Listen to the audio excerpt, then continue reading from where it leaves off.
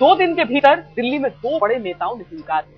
India today conclave में Gujarat CM Narendra Modi ने अपना एजेंडा रखा तो रामलीला मैदान की अधिकार रैली में बिहार के सीएम नीतीश कुमार ने गर्जना की। 2014 लोकसभा चुनाव के लिए दोनों नेता अहम किरदार माने जा रहे हैं। सवाल उठता है कि 2014 में कौन बनेगा किंग और कौन किंग मेकर।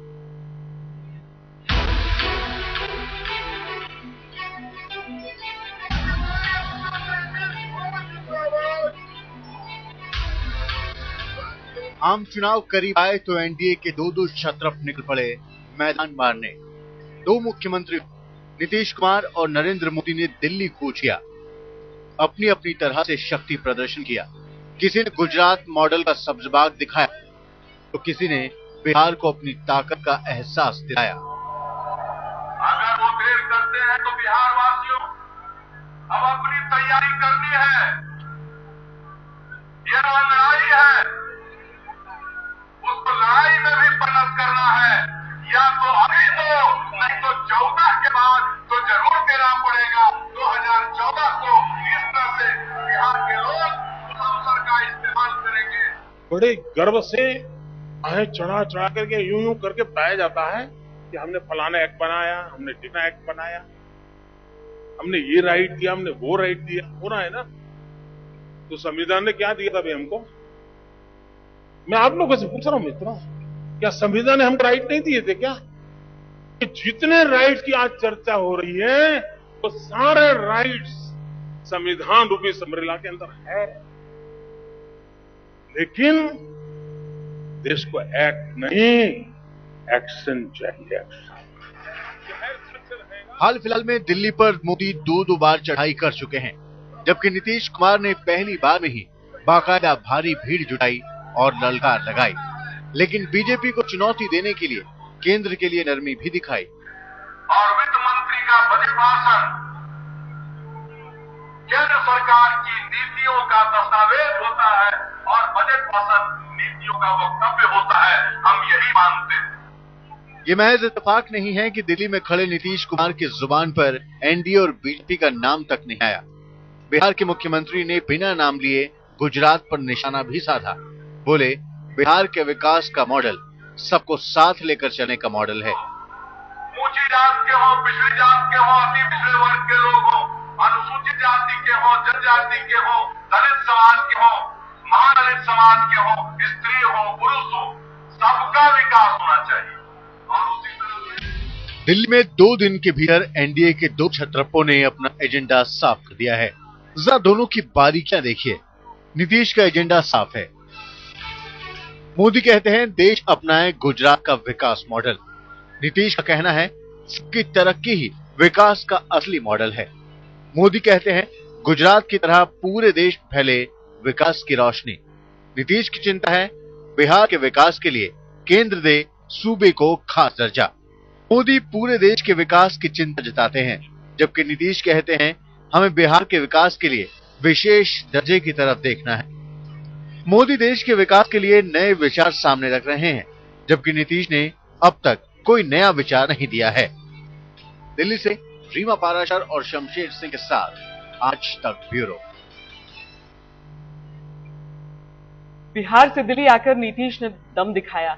रामलीला मैदान मंच से जेडीयू के इस नेता के हर तीर का निशाना तय था, चाहे वो मोदी हो, बीजेपी या फिर कांग्रेस।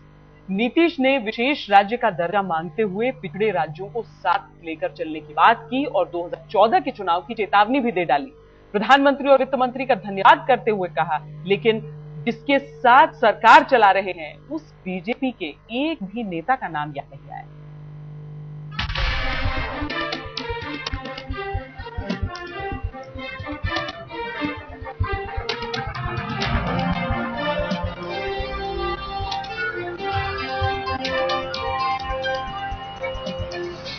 दिल्ली में, देश की राजधानी में पहली बार बिहारियों ने अपने हक को हासिल करने के लिए इस तरह की ताकत दिखलाई। मंच पर मौजूद नेता और मंच के नीचे जमा भीड़ का अभिवादन करने के बाद नीतीश कुमार ने सबसे पहले यही बात कही। मुद्दा बिहार के लिए विशेष राज्य के दर्जे का था। बात विकास की होनी थी, लेकिन जब सामने मैदान में भीड़ खचाखच भरी हो तो असर स्वाभाविक है। बिहारियों ने अपने हक को हासिल करने के लिए इस तरह की ताकत दिखलाई है। जनता ने भले ही ताकत दिखलाई हो, लेकिन नीतीश कुमार ने जिस मकसद से अधिकार रैली बुलाई थी, उसे हासिल करने की बिहार को कमजोर साबित करना था। अब तक बिहार को विकास की पटरी पर दौड़ाने का दावा करने वाले नीतीश ने आंकड़ों के सबूत दे देकर उसे लाचार साबित किया। केंद्र से विशेष राज्य का दर्जा भी मांगा और ये घुड़की देने से नहीं चूके कि कोई इसे भीख ना समझे। वहां बिहार मांग कर रहा है, बिहार के लोग अब इसे भीख नहीं मांग रहे, अपना अधिकार मांग रहे हैं। ये हक है हमारा, विकास का अधिकार है, हम क्यों नहीं आगे बढ़ेंगे। बिहार का बंटवारा कल परसों की बात नहीं है। बिहार में राष्ट्रीय औसत से कम आमदनी भी कोशी की बाढ़ नहीं जो अचानक आ गई हो। तय है कि नीतीश की अधिकार रैली का मकसद कुछ और भी था। चुनाव की आहट और बीजेपी में मोदी के बढ़ते कद को देखते हुए नीतीश ने दांव फेंकने में देर नहीं लगाई। विशेष राज्य के मानदंड को बदलने के भरोसे को लेकर प्रधानमंत्री और वित्त मंत्री को बार बार धन्यवाद दिया। और वित्त मंत्री का बजट भाषण केंद्र सरकार की नीतियों का दस्तावेज होता है और बजट भाषण नीतियों का वक्तव्य होता है, हम यही मानते हैं। नीतीश का भाषण रैली में सबसे आखिर में था। रामलीला मैदान में उम्मीद से ज्यादा लोग जुटे थे और नीतीश एक एक कर अपने और विपक्ष के खेमे में मौजूद विरोधियों का हिसाब करते जा रहे थे। केंद्र सरकार को शुक्रिया तो कहा, लेकिन चेतावनी देने से भी बाज नहीं आए। अगर वो देर करते हैं तो बिहार वासियों अब अपनी तैयारी करनी है। ये तो लड़ाई है, उसको लड़ाई में भी परिणत करना है। या तो अभी तो नहीं तो 14 के बाद तो जरूर देना पड़ेगा। 2014 को इस तरह से बिहार के लोग उस अवसर का इस्तेमाल करेंगे। नीतीश यही नहीं रुके, बिहार के हक के साथ तमाम पिछड़े राज्यों को एकजुट होने की अपील की। बिना नाम लिए मोदी पर निशाना साधा और कहा कि बिहार का विकास मॉडल सबको साथ लेकर चलने का मॉडल है। ऊंची जात के हो, पिछड़ी जात के हो, अति पिछड़े वर्ग के लोग हो, अनुसूचित जाति के हो, जनजाति के हो, दलित समाज के हो, महादलित समाज के हो, स्त्री हो, पुरुष हो, सबका विकास होना चाहिए। गरीब बिहार के लिए दिल्ली की अधिकार रैली का मतलब सबको समझ में आता है, लेकिन रैली में जुटी जनता के सपनों पर इस बार सियासत नहीं होगी, इसका भरोसा कौन देगा। नीतीश कुमार ने अपने भाषण में प्रधानमंत्री और वित्त मंत्री की बातें खूब की, लेकिन पूरे भाषण के दौरान ना तो मोदी का नाम लिया, ना ही कांग्रेस और बीजेपी का जिक्र ही किया। लेकिन इस रैली के जरिए संकेत सबों को दे दिया कि 2014 में उनकी भूमिका बेहद ही अहम होगी। रीमा पराशर के साथ शमशेर सिंह, दिल्ली, आज तक। खूब जमी भीड़, दिल्ली से भी लोग आए, हजारों किलोमीटर दूर बिहार से भी रैली में शामिल होने लोग आए। रामलीला मैदान खचाखच भर गया और नीतीश भाषण के दौरान भीड़ देखकर मुस्कुराते रहे। विशेष राज्य के दर्जे के लिए बदहाल बिहार के नाम पर हुई इस रैली के रंग देखिए।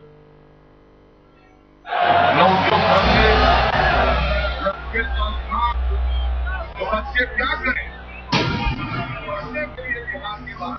ये जो लाखों हाथ उठे हैं, ये संकल्प के साथ उठे हैं और हम सचमुच तब तक संघर्ष करेंगे। ये तो लोगों ने अंगड़ाई ली है, अभी तो पूरी लड़ाई बाकी है।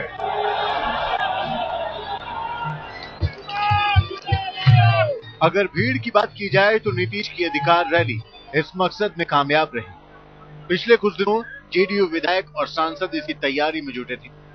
हिदायत यही थी कि घूम घूम कर ज्यादा से ज्यादा लोगों को रामलीला मैदान में लाने के इंतजाम किए जाएं। कई जेडीयू विधायक इसके लिए हफ्तों से बिहार निवास में डेरा डाले हुए थे।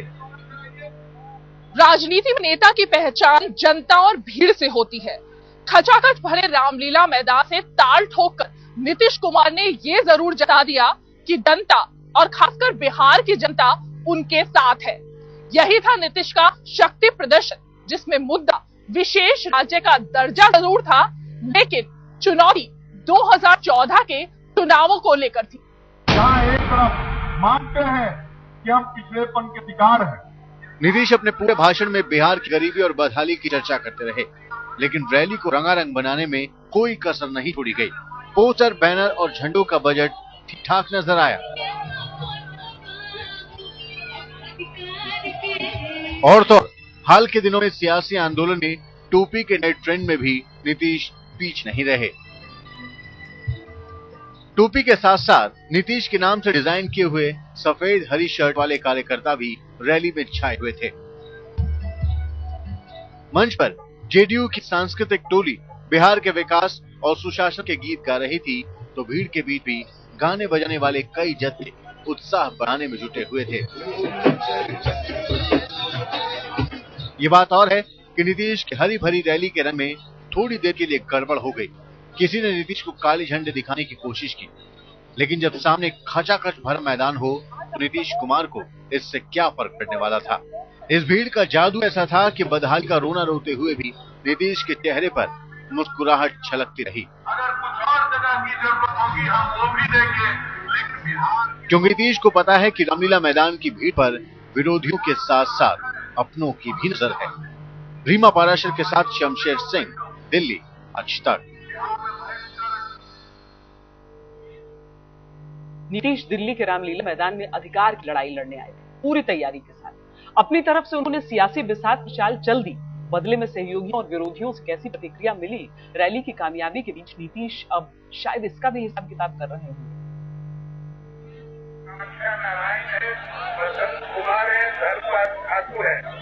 रामलीला मैदान में भीड़ बढ़ती जा रही थी और नीतीश के चेहरे की मुस्कुराहट भी। नीतीश को बखूबी मालूम था कि रामलीला मैदान में जुटी जनता अपनों और परायों में कैसी खलबली मचा सकती है, और हुआ भी वही। सहयोगी पार्टी बीजेपी की तरफ से बधाई भी मिली और इस बात का ऐलान तुरंत हो गया कि 27 अक्टूबर को बीजेपी पटना में हुंकार रैली करेगी। जनता दल यूनाइटेड ने बिहार के लिए पल्स के लिए एक अच्छी रैली की है। हम उनके सहयोगी दल हैं, हम उनको फिर से बधाई दें। हुंकार रैली का डेट बढ़ाए हैं, अक्टूबर के महीने में इसको करेंगे।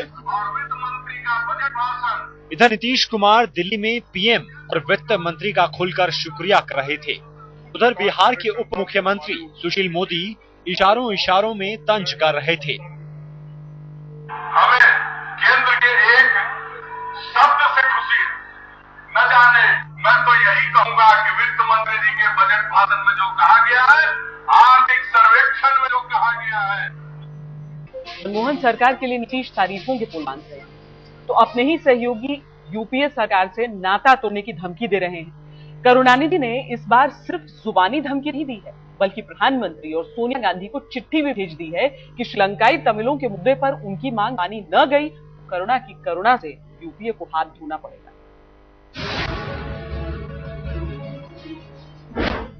क्या टूटेगा यूपीए गठबंधन?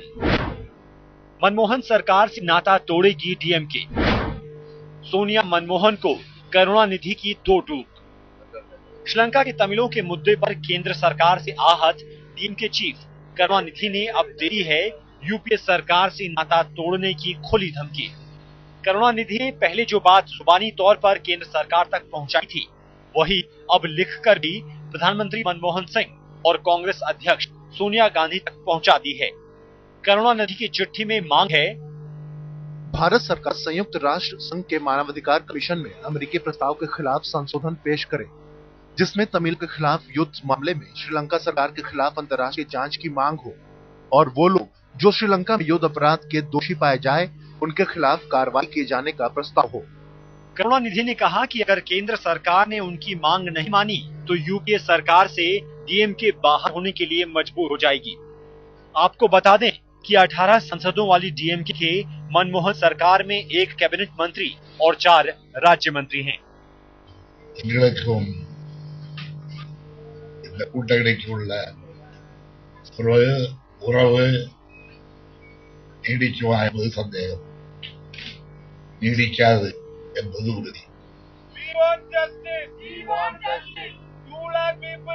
संयुक्त राष्ट्र संघ के मानवाधिकार कमीशन में श्रीलंकाई तमिल पर अमेरिकी प्रस्ताव पर 21 मार्च को मतदान है।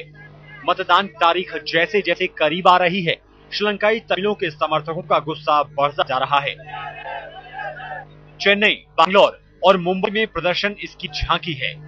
चेन्नई से प्रियंवदा के साथ आज तक ब्यूरो।